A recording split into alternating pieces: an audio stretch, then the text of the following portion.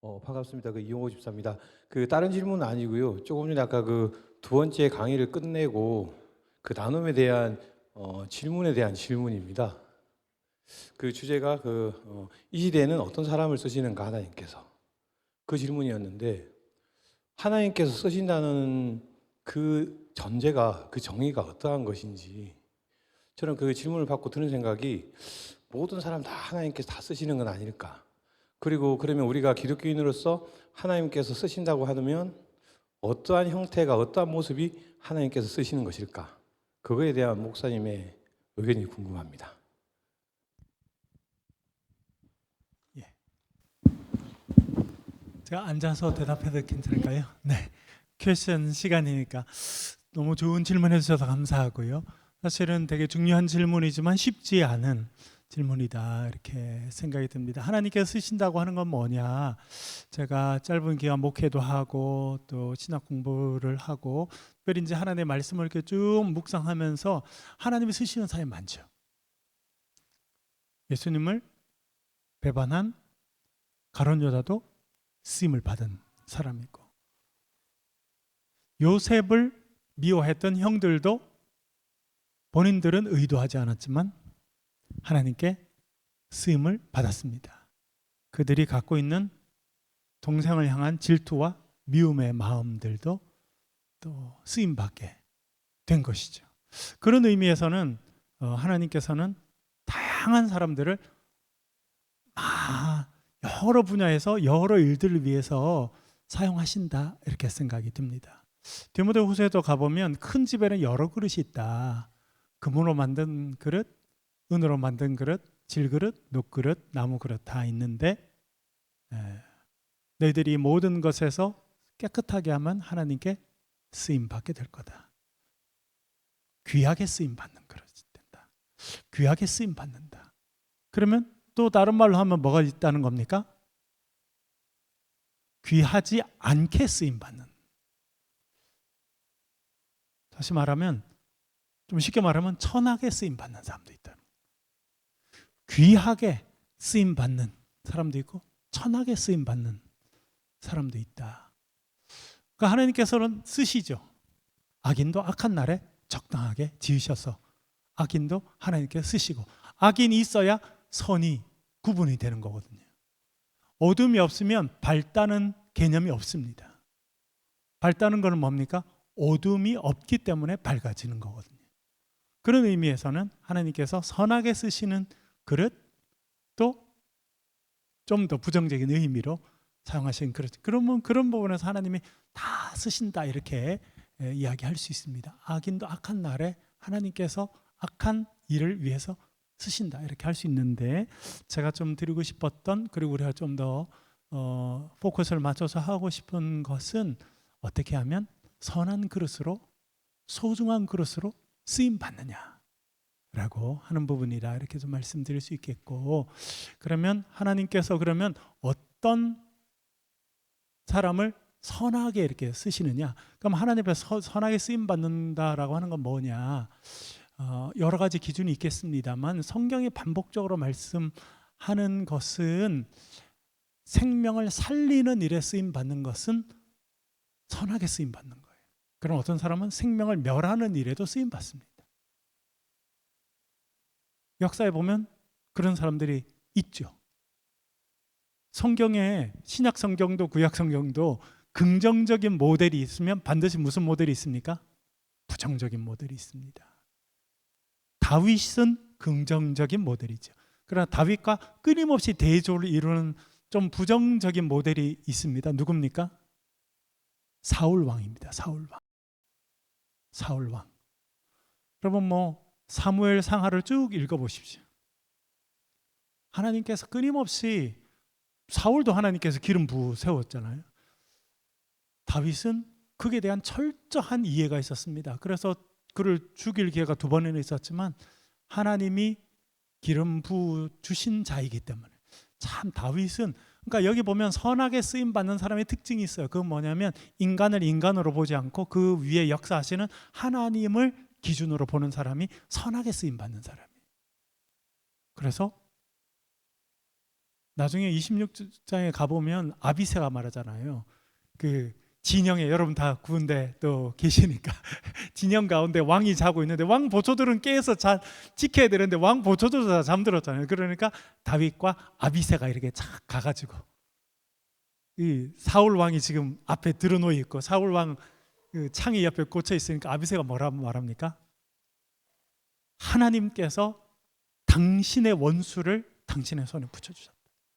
그러니까 보면 다윗 외에 옆 사람들은 다 사울을 뭐라 부르냐면 다윗의 원수라고 불렀어요. 다윗의 원수를 하나님께서 여기 괜찮습니다 주셨다. 그러니까 예스 한마디만 하시면 제가 죄송합니다. 이 인간을 심장을 뚫어서 땅에 바로 박아버리겠습니다. 그렇죠? 두 번 찌를 일이 없습니다. 아비새가 그렇게 말하니까 뭐라 말합니까? 하나님께서 기름 부은 신자를 치면 어떻게 죄가 없겠느냐. 인간적으로는 자기도 얼마나 싫었겠어요. 자기 장인 어른이잖아요. 자기가 목숨을 바쳐서 충성한, 자기가 군사령관으로서 목숨을 바쳐서 충성한 주군이잖아요. 그렇죠? 그런데 자기를 죽이려고 온 군사를 다 이렇게. 그런데 다윗은 그 사람을 인간적인 그런 마음으로 바라보는 것이니라 이 사람도 한때는 하나님께서 기름 부어서 쓰신 사람이니 지금은 그렇지 않아요. 그런데 다윗은 끝까지 그에 대한 평가는 자기가 안 내립니다. 옆 사람은 다 내렸죠. 다윗의 원수 바로 찔러 죽일게요. 나중에 여러분 보세요. 사울 왕을 죽인 사람이 나오죠. 사무엘하 1장에 가면 어떤 사람이 오잖아요. 미디안 사람 중에 다윗한테 이렇게 지금 사울이 갖고 있었던 팔찌도 갖고 왕관도 갖고 잘 보일러. 네가 어떻게 사울이 죽은 줄 압니까? 네, 제가 지나갔는데 어떤 사람이 불러서 보니까 사울이 칼 위에 엎드려졌는데 다 죽지 못하고 있어가지고 자기를 치라 그래서 제가 쳤습니다. 그리고 왕관을 왜 갖고 왔겠습니까? 잘 보이려고 왕관과 팔찌를 갖고 왔습니다. 그랬더니 네가 하나님께서 기름 부어 주신 자를 치는 것을 두려워하지 않았으니 너는 죽어도 마땅하다. 여러분, 마음이 변치 않는 거예요. 하나님께서 선하게 쓰시는 사람은 인간적인 실수는 있습니다. 다윗도 인간적인 실수가 있죠. 연약함이 있지만 하나님을 바라보는 한결같은 마음이 있는 사람은 하나님께서 선하게 사용하시는 사람이 되는 거예요. 근데 사울 같은 경우는 보세요. 사울은 어떻게 됩니까? 처음에는 겸손해서 저는 베냐민 지파 가운데서 우리 집은 제일 작고 보잘것없는 집안인데 저를 이렇게 쓰시다니요. 너무 감격하고 감사하고 그렇게 시작했습니다만 왕이 되고 전쟁에 승리하고 사람들이 박수를 쳐주니까 이제 하나님을 못 보고 누굴 봅니까? 사람들의 평가를 가장 중요하게 생각합니다. 그래서 아말렉을 다 치라 그랬는데 왜 살려줬습니까? 아말렉 왕 아각은 왜 데리고 오고 왜 좋은 양과 염소 다 갖고 왔습니까? 그랬더니 뭐라 그럽니까? 백성들이 원해서 하나님의 명령은 버린 거예요. 그 사울도 쓰임 받습니다. 그러나 처음에는 겸손하고 하나님을 바라보았지만 이제 그 자기의 평가의 기준이 바뀐 거죠. 하나님에서 백성들의 인기, 백성들이 나를 뭐라 그러는지로 바뀌게 되니까 하나님의 명령보다 백성들이 원하는 걸 계속 맞춰줍니다. 그러니까 어떻게 됩니까? 결국은 쓰임받은 인생이지만 결국은 하나님께서 그를 버리시게 되는. 사무엘 보면 하나님께서 사울 세우신 걸 어떻게 하셨다? 후회하셨다. 제가 고등학교 다니면서 엄청 열심히 성경을 읽었어요. 은혜 받고 고등학교 2학년 때 하나님께서 나를 부르셨고 엄청 열심히 야간 자율학 시간인데 성경 구약 한 장 신약 한 장 읽고 내가 수학 공부 시작해야지 하는데 말씀을 읽으니까 너무 기쁘고 좋아서 계속 성경을 읽고 그런 적이 있었거든요. 근데 딱 가니까 하나님께서 사울 세우신 것을 뭐 했다? 후회하셨다. 하나님은 전지전능하신 분인데 어떻게 후회하나? 그래서 제가 질문을 했어요. 그 연합수련회에서 한 5개 교회 중고등부 학생들이 모였는데 중고등 학생들 엄청 많았잖아요. 그래서 전도사님들이 5개 왔는데 질문했는데 아무도 대답을 못하는 거예요. 제가 장신대 가서 히브리어 배우고 제일 먼저 찾아본 단어가 후회하셨다는 말이 무슨 말이냐, 하나님은 어떻게 후회하시냐 찾아보니까 나함이라는 단어더라고요. 무슨 뜻이냐? 영어로 grieve, 마음속 깊이 슬퍼하셨다. 하나님 마음 아파하셨구나. 왜? 내가 기름 부어서 내가 세워준 사람이 이제 그의 마음이 변해서 하나님 말씀보다 인간의 평가가 더 중요하다 하고 그의 삶의 기준이 인간들의 평가에 따라서 휘둘리는 인생이 되니까 하나님께서 더 이상 선하게 쓸 수 없는 거가 아닌가. 그래서 그런 의미에서 대조가 되는 거죠. 하나님께서 선하게 쓰시는 사람, 귀하게 쓰시는 사람과 하나님께서 쓰시긴 쓰시지만 그렇게 귀하게 쓰지 않는 사람의 모습은 이 사울과 다윗이라는 사람을 통해서 극적으로 대조가 되지 않나, 그런 생각들을 해보게 되고, 결론적으로는 이 시대에 하나님께서 쓰시는 사람은 하나님께서 기뻐하시는 일들을 감당하고 생명을 살리는 일이라고 하면 그 일은 정말 하나님께서 쓰시는 사람이 아닐까. 그런 의미에서 우리는 정말 하나님의 생명을 살리는 일에, 그리고 끊임없이, 그리고 그 기준은요 사람들의 평가여서는 안 됩니다. 사람들의 평가에 휘둘리면요 엄청 힘든 인생이 되는 거예요. 자, 나를 세워주신 그 하나님을 늘 바라보고 그 하나님께서 어떻게 말씀하시고 평가하실까가 기준이 되면 선하게 쓰임 받는 사람으로 평생 살 수 있지 않을까, 이런 생각을 해보게 됩니다. 네, 감사합니다. 이어서 또 질문 받도록 하겠습니다. 네, 그냥 자리에서 거수해 주시면. 네. 질문하실 분들이 아까 저한테 질문이 많이 있다 그랬는데, 네.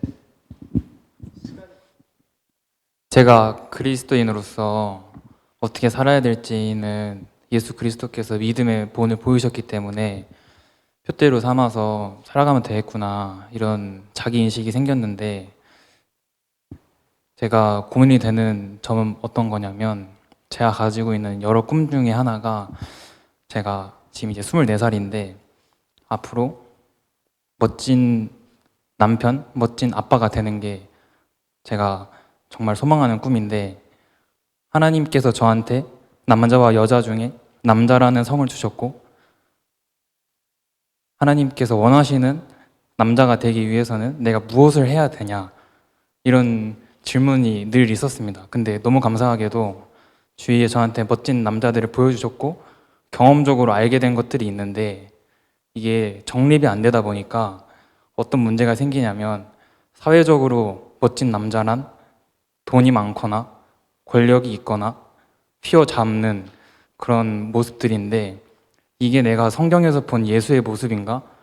이런 대립이 생기면서 좀 너무 궁금했던 질문인데, 목사님께서는 이 시대 대한민국을 살아가는 청년 남자들이 예수 안에서 어떤 남자로 컸으면 좋겠는지, 그게 너무 궁금합니다.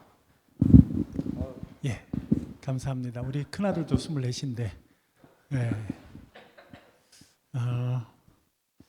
아까 질문해 주셨던 거에 연장선상에서 말씀드리면, 늘 기준이 하나님께서 어떤 것을 기뻐하실까를 고민하는 거고, 두 번째는 하나님께서 나에게 맡겨주신 사명이 뭘까라고 고민하는 것이 가장 중요하다, 이렇게 생각됩니다. 아까 말씀드린 것처럼, 아까 제가 말씀드렸죠. 그 어느 장로님 미국 가서 30도 안 돼서 박사학위 받고 그 섬유 할 줄 알았더니 섬유 싹 빠져서 한국 갔다가도 한국 섬유 때문에 돈 많이 벌었죠. 그러다 싹 넘어 인생 80, 90 사는데 이게 그냥 썰물처럼 왔다가 밀물처럼 이게 이 인생이 그렇게 되는 거예요. 그러니까 그 장로님이 말씀하셨잖아요. 요즘엔 젊은 사람 믿음이 좋아서 기도도 안 하고 인생의 방향을 정한다고.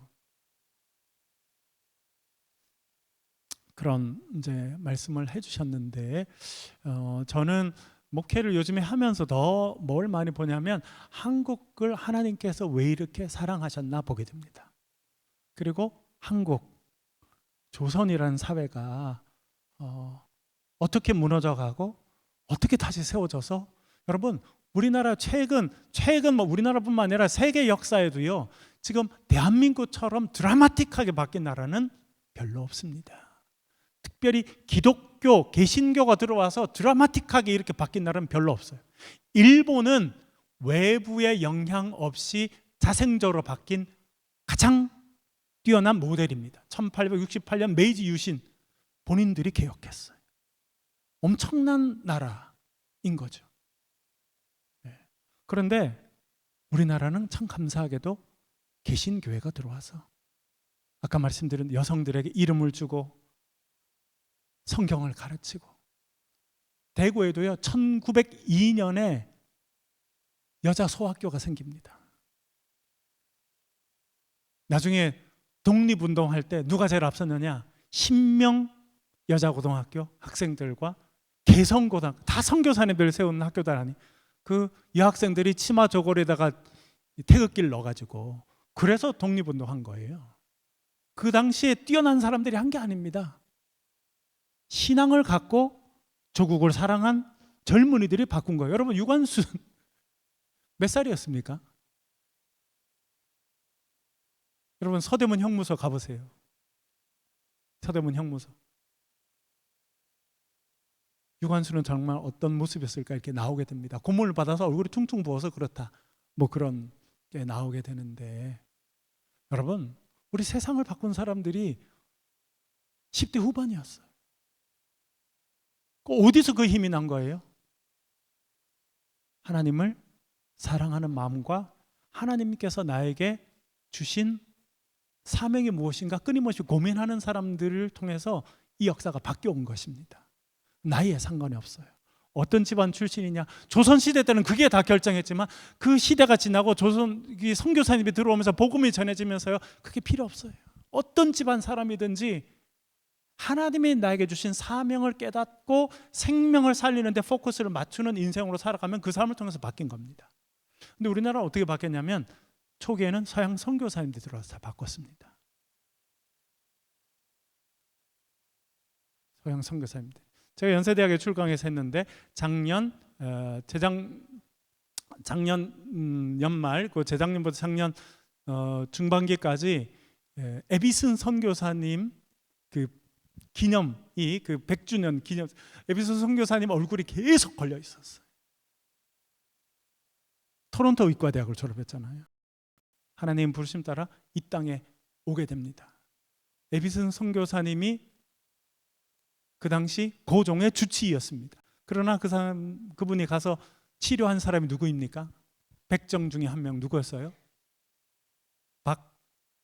박성춘이라고 하는 사람이었습니다. 박성춘 백정이었어요. 곤당골, 서울에서 백정들만 사는 동네에 살았습니다. 그런데 그 아들이 박봉출인데 애들이 다 교회로 가니까 얘가 교회 다닌 거예요. 그래서 무어 선교사라고, 미국 장로교에서 파송받은 무어 선교사님, 그분이 곤당골 교회도 세우고 백정들도 돌보고 이렇게 하니까 다녔는데, 자기 아버지 박성춘이, 백정이 이제 콜레라 같은 전염병에 걸려 죽어갑니다. 그러니까 이 박봉출이가 선교사님을 가서, 선교사님 우리 아빠 죽고 있어요, 살려주세요. 그래서 집에 가보니까 보통 병이 아닌 거예요. 이 정도 본인이 안 되겠다 해서 이 무어 선교사님이 자기 친구를 데리고 왔는데, 그분이 에비슨 선교사입니다. 그 당시 제중원의 원장이었고 고종 황제의 주치의였습니다. 그분을 곤당골 백정집에, 박성춘이라고 하는 백정집에 데리고 가잖아요. 그래서 살려줍니다. 약을 쓰고. 제가 그랬어요. 그 에비슨 선교사가 조선시대 어이였으면 어떻게 됐을까요? 네가 황제의 몸에 손을 대는 그 손으로 더러운 백정의 손을 댔으니 어떻게 됐을까요? 손을 잘랐든지 목을 잘랐든지 둘 중에 하나는 잘랐을 것 같아요. 그러나 서양 선교사이기 때문에 하지 못합니다. 그런데 여러분 어떻게 됐어요? 박성춘이라는 그 사람이 죽어가다가 살게 됩니다. 처음으로 약을 썼으니 얼마나 잘 나았겠어요. 그리고 조선시대 때 자기를 백정의 자식이라고 그렇게 했던 사람인데, 자기를 도와준 사람은 황제를 치료하던 사람이 자기를 고쳐줘요. 천지개벽도 이런 개벽이 없어요. 그런데 개인의 삶의 천지개벽은 사회의 천지개벽으로 바뀌게 됩니다. 그래서 박성춘의 아들 박봉출이가 에비슨 선교사의 뭐가 돼요? 조수가 됩니다. 그래서 여러분 그 역사책에 보고 연세대학에 이렇게 가보면 다 있어요. 그 박봉출이가 그 에비슨 선교사의 조수가 돼서 옆에서 보고 심부름도 하고 그렇게 하게 됩니다. 그래서 이 에비슨 선교사가 세브란스 의과대학을 시작하게 되는데 1기 졸업생 중에 한 명이 누구예요? 그 백정의 아들 박봉출이 나중에 이름을 박서양으로 바꿉니다. 나중에는요, 이 사람이 우리나라 첫 외과 의사거든요. 나중에는 서울의 4대부 집안 사람들이 이 백정의 아들인 박봉출이에게 수술을 받으려고 줄라미를 쓰게 됩니다. 전에는 이 대갓집 양반들이 쳐다보지도 않았던 그 백정의 아들에게 수술을 받겠다고 줄을 섰다니까요. 근데 더 훌륭한 건 뭔지 아세요? 그 박서양, 나중에 이름 박서양으로 바꾸게 되는데 우리나라 독립전쟁이 있게 되고 만주에서 사람들이 흩어지니까 자기 스스로가 서울에 있는 그 사람들이 줄을 서서 자기가 수술 받으려고 하는 그 자리를 내려놓고 만주로 가서 첫 번째 군의관이 됩니다. 역사를 새로 쓰게 된 거예요. 그렇죠? 근데 사실은 그 시작이 어디냐? 선교사님들이 온 거예요. 하나님께서 나를 조선 땅에 부르셨구나. 인간적인 생각이 없는 거죠. 그런 사람들이 와서 다 내려놓고 아무것도 없는데 와서 이렇게 하면서, 여러분 그러면서 얼마나 많은 사람들이 죽습니까? 특별히 자식들을 얼마나 읽는지 몰라요. 그래도 하나님의 사명이라 확신한 그 일에 봉사했기 때문에 우리나라 이렇게 바뀐 겁니다. 그래서 어떻게 살면 좋겠냐? 어떤 여러분 뭐 남자다움이라는 게 요즘에는 뭔지 잘 모르겠어요. 요즘에는 요리를 좀 잘해야 남자답지 않나. 황 목사님 요리 좀 하시? 조금 부족한데 한다는 거예요, 안 한다는 거예요? 아, 예, 사모님께 여쭤봤어야 되는데. 아, 예.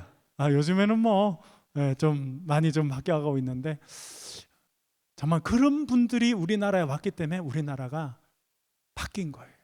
근데 제가 작년에도 에티오피아에 2번 가고 그 전에도 제가 또 에티오피아에 또 가고 거기 가서 가보니까 저는 마음이 너무 편하더라고요. 70년대 우리 집 같아.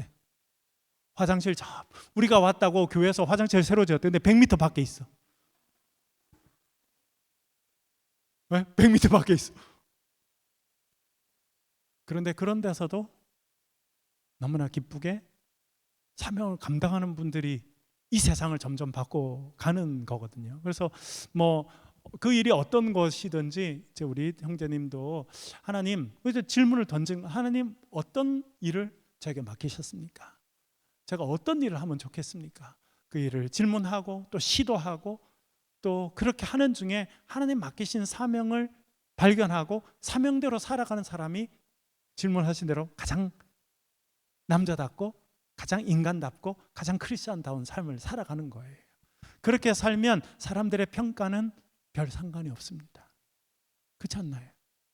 네. 그러나 그렇게 하나님 주신 사명, 내 사명을 다할 때까지 나는 죽는 것도 두려워하지 않는다. 사도 바울이 에베소 장로들한테 이야기하죠. 너 가면 예루살렘 가면 맞아 죽고 힘들고 고생합니다. 그게 내 사명이니 그 길을 가겠다. 역사는 그런 사람들을 통해서 바뀌어오고 하나님은 그런 사람들을 들으셔서 사람들을 위로하고 희망을 주고 그렇게 하신다, 이렇게 생각됩니다. 그래서 그 역사는 2000년 전에도 있었지만 지금도 똑같고 앞으로 2000년 뒤에도 그런 사람들이 쓰임 받는 거예요. 그러나 사람들이 뭘 기뻐할까? 저 사람 기쁘게 해줘야겠다. 물론 사람들을 무시하라는 게 아니고 그렇게 살면요 휘둘리고 산다니까요. 그러나 늘 기준이 하나님께서 나에게 뭘 원하시는지 그게 있고 그것을 하기 위해서 지금도 몸부림치고 살아간다면 하나님께서 그런 사람을 통해서 역사하시리라, 그렇게 생각합니다.